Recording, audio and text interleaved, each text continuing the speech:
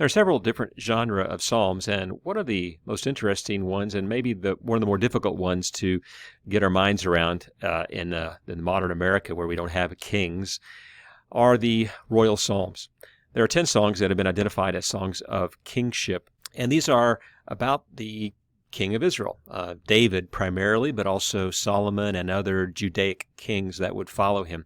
And there's a wide range of uses of these psalms. They generally were used in liturgical functions for civic gatherings. Psalm 2, for example, is a coronation psalm.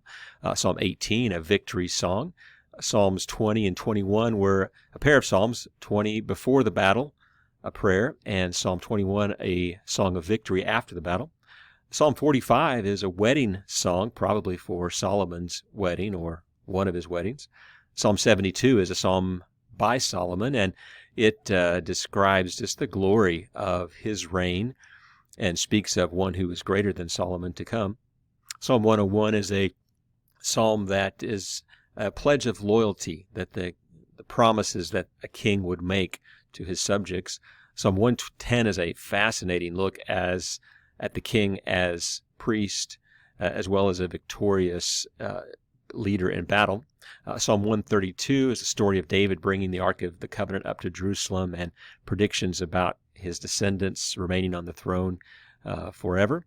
And Psalm 144, a psalm of David, that is a recapitulation of some of the themes of Psalm 18.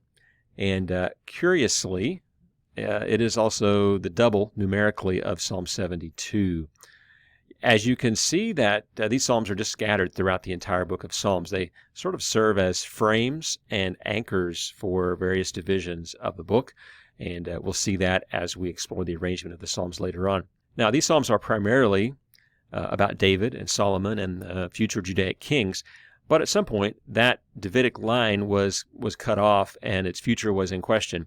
And so these psalms came to be understood in the time of the 1st century AD as messianic, as pointing to a future king who would reign, who would be like David and like Solomon. There are also 7 songs that celebrate God as king. So sometimes these are considered royal psalms. They are Psalms 93 through 99. These were compiled for use during the exile. They may have been written at different times, and none of them have a title, an author indicated. So it's likely that these were compiled for use during the exile because at that point, the future of the Davidic dynasty of kings was somewhat in question. And so the people turned to the reality that, well, God is the king. Regardless of who sits on a throne over a nation, God is the eternal sovereign king. And so these psalms describe God coming and bringing judgment, and as one who is worthy of worship as the sovereign of the earth. Now, put in a larger perspective, there are many major genres of psalms. 7 of these. Wisdom psalms, Psalm 1, our very first psalm is an example of that, and many others are found throughout the book of Psalms. We also have psalms of lament. Fully 1/3 of the psalms are lament. I like to refer to these as psalms of disorientation because they describe that disorienting place where we are disappointed or frustrated with God. We don't understand. We're sort of lost.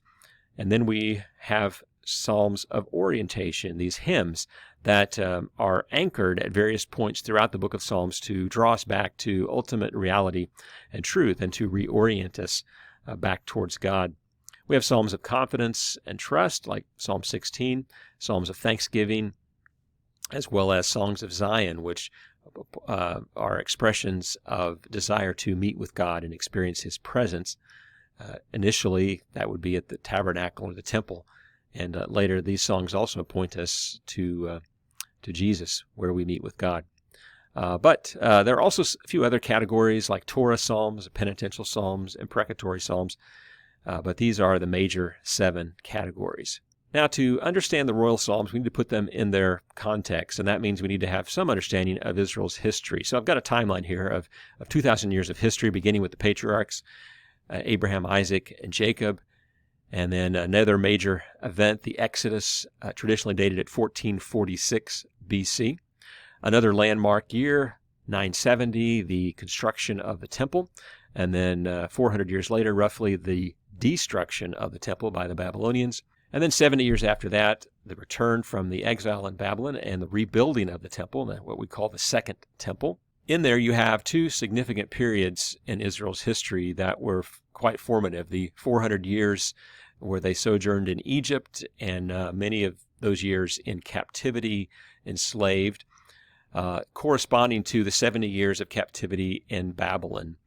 And both of those periods have some similarities, and they both have, in a sense, an exodus out of them, and within each of those periods, a messianic hope and a temple that came out of each of those periods, a new king and a new temple.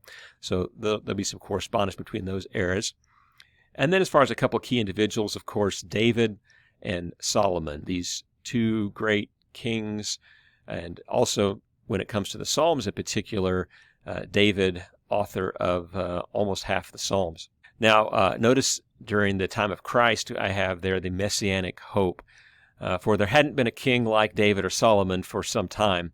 And so there was a hope that one would rise who would be strong like David and drive out the foreigners, the Romans, who were oppressing them, and also a king who would be glorious in his wealth and in his wisdom, and who would restore greatness to Israel. And so in the first century, you have this messianic hope, and you have a lot of these Psalms that were read through that lens of a Messiah, of one like David, one like Solomon. And so the era in which the Psalms were composed were primarily during the time of David and following. We have one Psalm of Moses that's an outlier, but for the most part, more than half of them certainly were composed during the lifetime of David and Solomon.